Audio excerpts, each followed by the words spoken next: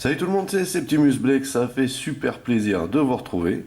Aujourd'hui, une revue vintage, entre guillemets, et une revue Transformers officielle, avec la réédition de 2007 par Takara Tomy du Transformers Megatron.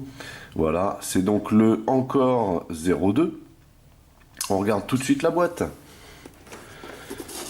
Très jolie boîte. Voilà, hein, une réédition intégrale avec ce qu'on pouvait trouver à l'époque dans les magasins de jouets quand on était petit. Donc ici, très très joli dessin du patron, Megatron, voilà, le bad boy en personne. Ici, des petites photos de ce qu'on a, donc l'alt mode, ici le bot mode et ici le bot mode, mais avec les accessoires pour faire la plateforme de bataille. Ici le petit encart vitrine avec une partie du matos et donc le Megatron dans toute sa splendeur en alt mode. Il était servi en alt mode comme la plupart des TF de l'époque. Ici on a donc les différentes phases de transformation. Là c'est le dessous de la boîte. Alors tout est en nipponais, donc je vous épargne tous les blabla puisque de toute façon je ne connais pas le nipponais. Ici donc encore une photo du Meg et les accessoires différents, et bien sûr encore l'alt mode ici. Au dos, on a un superbe dessin parmi ceux qu'on pouvait trouver à l'époque, avec ici le logo Decepticon, ici encore du nipponais dans tous les sens avec les numéros de téléphone, etc. etc. Un petit logo Autobot bien sûr sur le point d'Optimus, pourquoi pas, et un beau Starscream ici, vous voyez. Qu'est-ce que je pouvais kiffer ces dessins à l'époque, c'était vraiment génial. Donc de chaque côté ici on retrouve la même chose. Au-dessus on a un petit plan du torse du Meg avec ici l'alt mode et les accessoires dans son intégralité, c'est-à-dire le mode carabine bien sûr. Voilà, donc c'est tout pour la boîte. On va se l'ouvrir tout de suite. Et voilà donc le conditionnement de l'époque, puisqu'on retrouve quasiment la même chose. Voilà, on y verra plus clair. Donc, un conditionnement de type asiate, habituel, pour l'époque en tout cas. C'était servi de cette manière, donc on a une espèce de petit couvercle ici.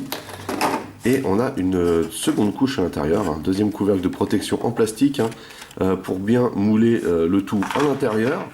Et donc quand on ouvrait cette boîte, on était trop content déjà parce que c'était Megatron, quoi. Mais le Megatron de l'époque avait une foultitude d'accessoires et de gadgets, comme on peut le voir ici. Et ce que nous, on va passer en revue en détail.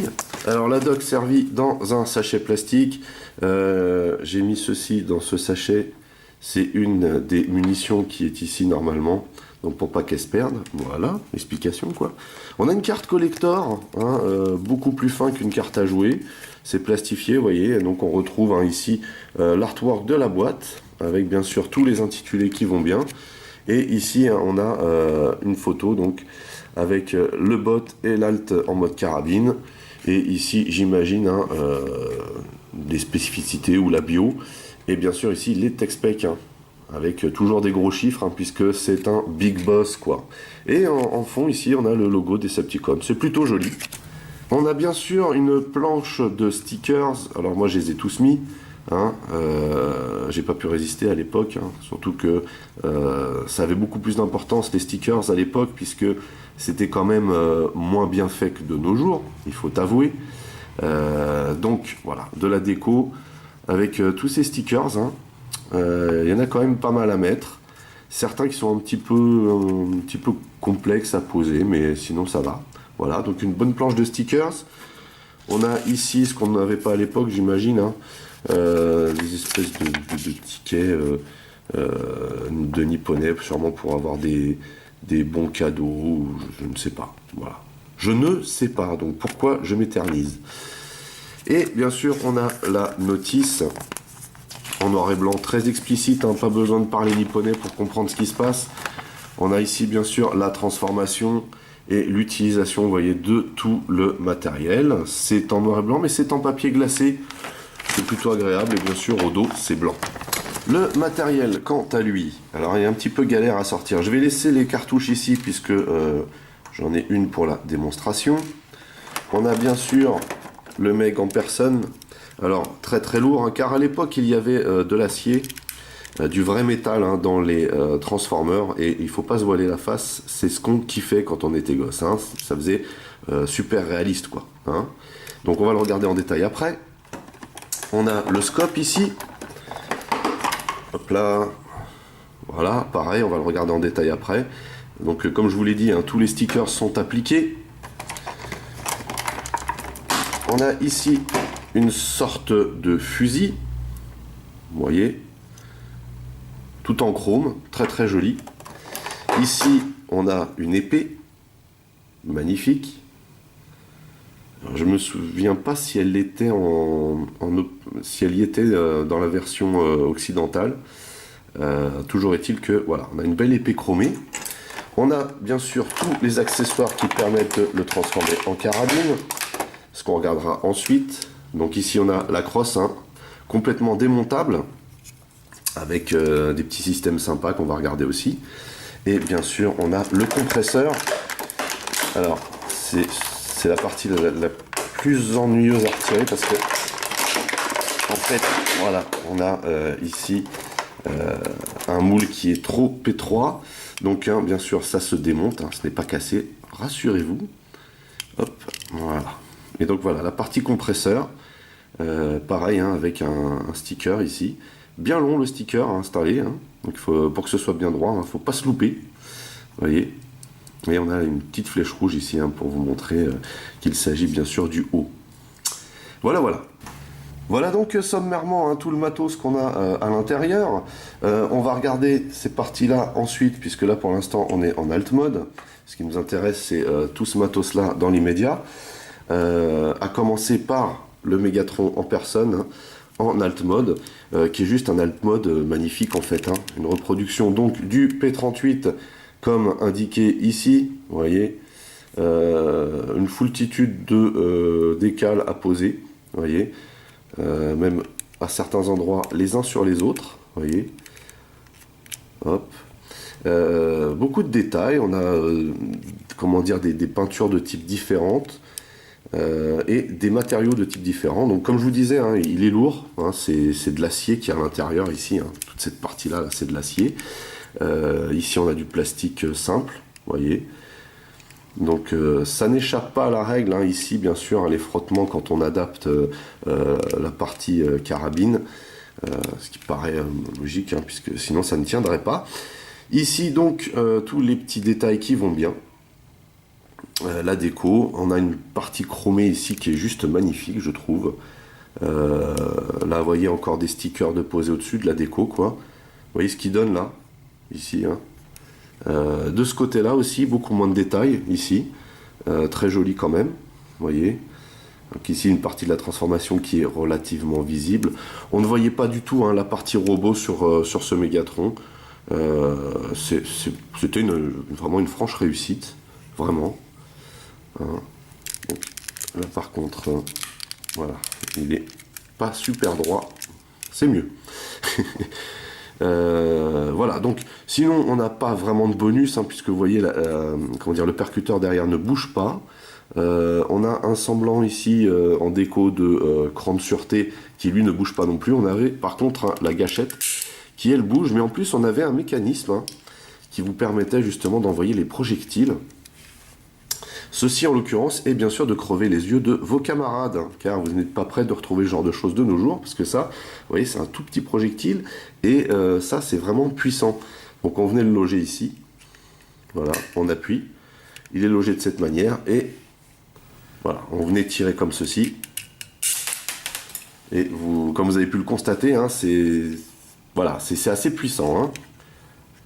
C'était plutôt excellent, malgré tout pour l'époque, mais il fallait éviter hein, de tirer sur ses camarades, hein, au risque de les accompagner à l'hôpital. Hein, et bien sûr de faire payer les frais hospitaliers par papa et maman. Voilà. Alors, autres accessoires donc, qui s'adaptent immédiatement sur l'alt mode. On a ceci, donc le scope, très joli, avec plein de petits détails, vous voyez. Vraiment sympa. Vraiment cool. Donc le scope, on pouvait servir de l'intérieur comme viseur. On n'a pas de partie vitrée, mais vous voyez, on a au fond une sorte de mire hein, qui permettait de viser droit. Vous voyez. Et on a la petite molette de réglage au-dessus, sur le côté. Vraiment génial pour l'époque. Et donc ça venait simplement se glisser ici. Là, comme ceci. Voilà. Excellent. Vraiment excellent. On avait ensuite bien sûr la partie compresseur hein, pour le canon en carabine hein, qui venait simplement se loger ici. Vous voyez, voilà. Donc déjà là on commence à avoir quelque chose de conséquent. Plutôt cool.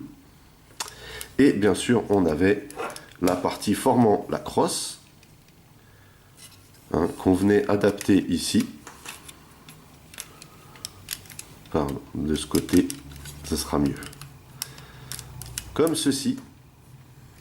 Donc vous voyez, hein, on avait quand même quelque chose d'assez énorme hein, à l'échelle de l'enfant. Ce qui était vraiment génial pour l'époque. Et ça ressemblait vraiment à ce que cela devait être. Et c'est peut-être pour ça d'ailleurs que ces jouets ont eu autant de succès. C'est surtout, je pense, grâce à leur alt mode à l'époque, hein, qui était quasi parfait. Puisqu'on se servait de cette base pour justement transformer, enfin, essayer de trouver des façons d'avoir un robot.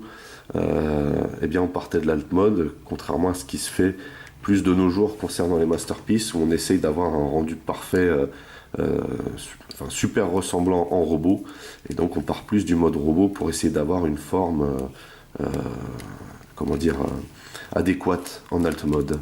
Donc là je m'en mêle un petit peu dans mes explications, mais en tout cas toujours est-il qu'à l'époque on n'avait pas spécialement d'ordinateur pour calculer tout ça, alors que de nos jours hein, on a ce qu'il faut pour faire quelque chose de vraiment magique. Mais voilà, un jouet vintage quand même de 1985, réédité en 2007, hein, c'est ce que je vous propose là. Juste excellent, vraiment excellent. Et donc bien sûr ce mode hein, permettait aussi de mettre le projectile. Donc toujours de la même manière, hein, il fallait le caler ici et on tirait. Voilà. Voilà, donc vraiment puissant et un jouet génial pour l'époque. Vous voyez, je me lasse pas en fait de cet alt mode, je le trouve vraiment génial. Inspiré d'une série télévisée des années 60 quand même, hein, ce mode carabine, hein, puisque il n'a jamais vraiment existé, faut le savoir. Hein. Mais c'est vraiment génial hein, d'avoir repris ça, de l'avoir remis au goût du jour hein, pour l'époque, et d'avoir un jouet quand même qui ressemble énormément à une véritable arme. Hein. Pour l'époque, c'était vraiment fabuleux. Et si je me rappelle bien, le Mégatron coûtait une blinde. Bien, on va pouvoir passer à la transformation. Alors, bien sûr, pour transformer Ch'ti Pépère, comme dirait un certain Christophe, il faut bien sûr retirer tous les accessoires, excepté bien sûr le scope hein, qu'on peut laisser tel quel. Mais en tout cas, la crosse et le compresseur, eux, doivent être retirés. La première chose à faire, c'est de tirer ici. Donc là déjà, on a du gros métal hein, à cet endroit-là. Et d'écarter, comme ceci. Vous voyez ? Et là, vous voyez des panneaux ici qui se défont, tout est en métal ici. Et ce fameux système de lamelles hein, de l'époque, vous voyez, qui a été repris par X-Transbot pour leur Apollyon. Voilà, donc on écarte de cette manière. Et on n'a plus qu'à sortir le pied, vous voyez, comme ceci. Voilà. Donc plus simple, tu meurs. On va venir ici déployer cette partie là et baisser cette partie ici. Et on va ici scinder ce groupe en deux.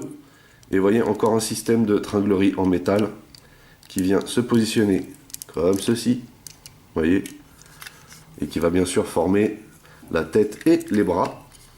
Ensuite, on vient saisir cette partie-là et on va surélever, voyez, ce bloc hein, qui se trouve être le buste. Alors là, par contre, hein, pour faire glisser ça, c'est pas évident. Voilà, donc on force pas plus que ça, parce que sinon tout va se déboîter. On vient ici déplier cette partie et rabattre, comment dire, le canon de cette manière, tout en faisant pivoter, vous voyez, cette partie-là, donc le torse. Voilà, et on n'a plus qu'à rabattre ce bloc, comme ceci. Donc on écarte un peu les bras pour éviter la gêne. Et on va venir loquer ça à l'arrière. Vous voyez, puisqu'on a un emplacement ici prévu pour venir placer la tringlerie. Hop. Ici.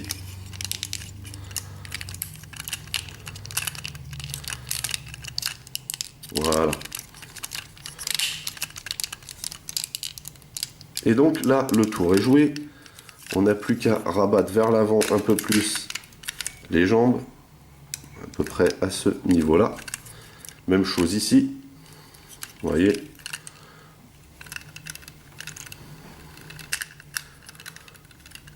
Et déployer bien sûr les bras. Alors, déployer est un bien grand mot. Et venir chercher ici, vous voyez, le point grâce à ce petit bouton entre guillemets. Donc la même chose, hein, on tire. Et vous voyez qu'à l'intérieur, on a beaucoup de décales à mettre, comme vous pouvez le voir. Et donc voilà, on a sorti les points et on a terminé la transformation donc du Mégatron de l'époque. Voilà. C'est un jouet de première génération, hein, ça se voit immédiatement. Mais c'est ce que c'est quoi, c'est un jouet d'époque. Hein. Donc transformation pas compliquée et en même temps figurine pas super réaliste. Vous voyez, mais mine de rien, voilà, c'était Mégatron. Alors, il y a des parties, bien sûr, hein, qui reviennent en place alors qu'elles ne devraient pas. Au niveau, vous voyez ce qu'il donne. Alors, au niveau du visage, voilà, hein, c'est le visage d'époque. Hein, donc, le visage du jouet. On n'a aucune articulation ici, hein, bien entendu. On n'a aucune articulation ici, à la taille, puisque une fois qu'il est transformé, il est verrouillé.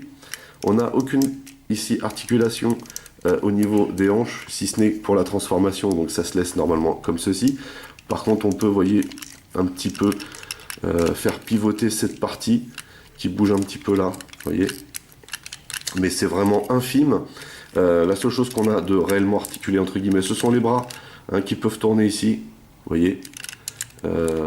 Et puis les coudes ne sont pas articulés, le bras ne se plie pas et les poings bien sûr ne sont pas articulés non plus, ainsi que les doigts. C'est complètement logique hein, pour un jouet d'époque. Toujours est-il que vous voyez, on a pu pratiquer la transformation avec le scope sans aucun problème. Donc sinon en termes d'apparence, voilà, hein, on a énormément de stickers, hein, ce que je vous disais, à positionner dans des endroits un petit peu farfelus. Hein. Vous voyez là ici par exemple.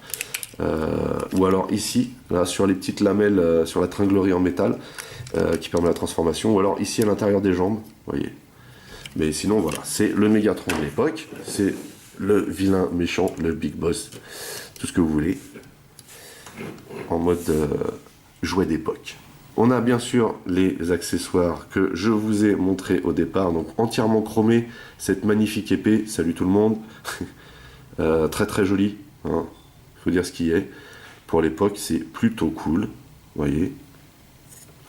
Et on peut venir adapter ça à l'intérieur du point de cette manière.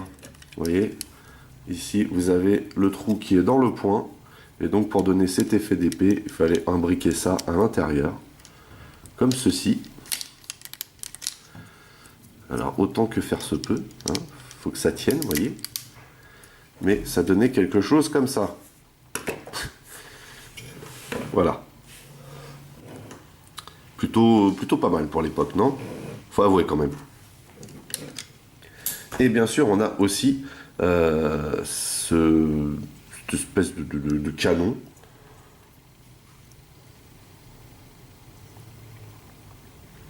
Voilà, c'est pareil, hein, c'est chromé. C'est très joli, hein, pour l'époque, pareil. Hein. Un design plutôt sympa, assez étrange, il faut t'avouer, mais c'est plutôt sympa. En dessous, on a quelques creux, mais ce n'est pas dramatique. Hein. Voilà. Et donc, il vient se positionner tout simplement comme ceci. Vous voyez. Voilà, il vient se glisser dessus, en fait. Alors, on va ressortir le bras, parce que ce bras-là a du mal à tenir en place. On vient ici, hein, le glisser. Voilà. Et c'est censé tenir comme ça, sans poignée, par ailleurs. Mais ça donne un bras, vous voyez, un prolongement du bras, finalement. Voilà ce que c'est censé donner. Donc pourquoi pas. Megatron avait quand même des armes, hein, au niveau du jouet, pour l'époque. Ça faisait toujours des accessoires supplémentaires. Et bien sûr, hein, pour terminer, nous pouvions utiliser tous les accessoires qui permettent la transformation en carabine en bot mode. Et c'est ce que nous allons faire immédiatement, c'est pour ça que je retire le scope. Donc la première chose, c'était la plateforme de bataille. Donc on vient ici voilà, appuyer de cette manière pour sortir les deux palets et on vient les déployer, vous voyez, comme ceci. On a ici donc ces deux parties là qui sont déjà emboîtées, on va juste défaire celle-ci, hein. Donc là je vous le présente tel que c'était servi. Et on va positionner ça comme ceci. On vient ensuite chercher le compresseur et on déboîte cette partie. Puis on vient sortir cette partie qui se trouve en dessous pour venir la loger ici. Vous voyez, un énorme trou ici. Voilà, on met ça dans cette configuration. On vient ensuite prendre le scope que on va venir glisser ici. Comme ceci.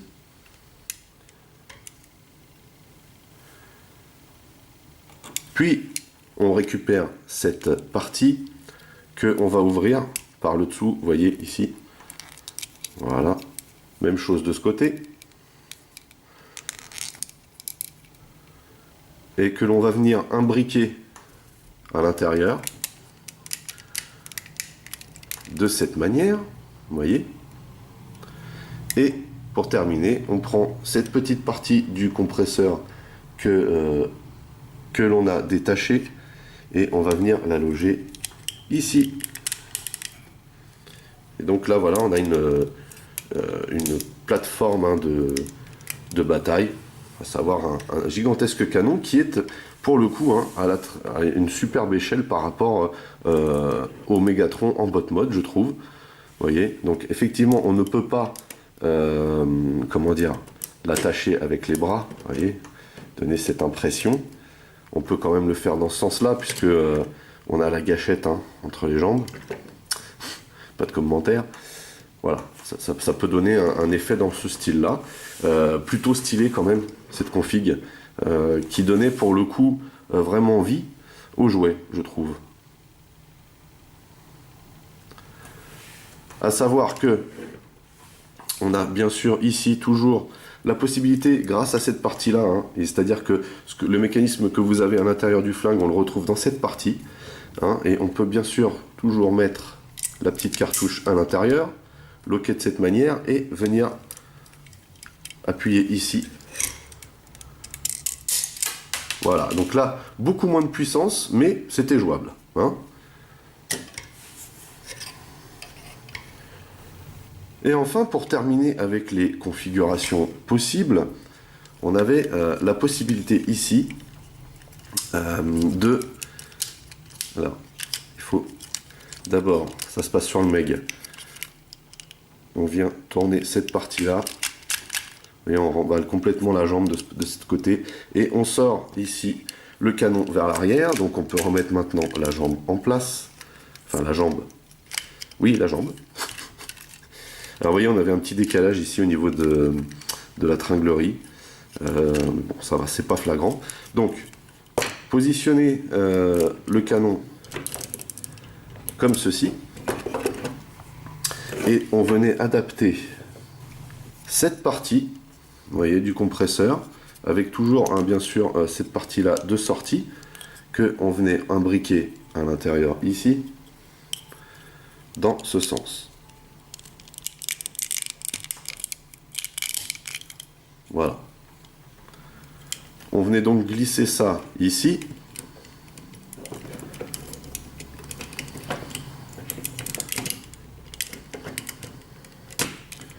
Voilà.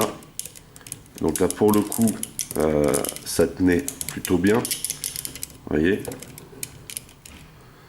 On venait aussi imbriquer au dos cette partie-là, donc le fameux mécanisme supplémentaire, hein, que l'on mettait ici. Voilà. Et on venait finalement positionner le scope sur ces petits rails.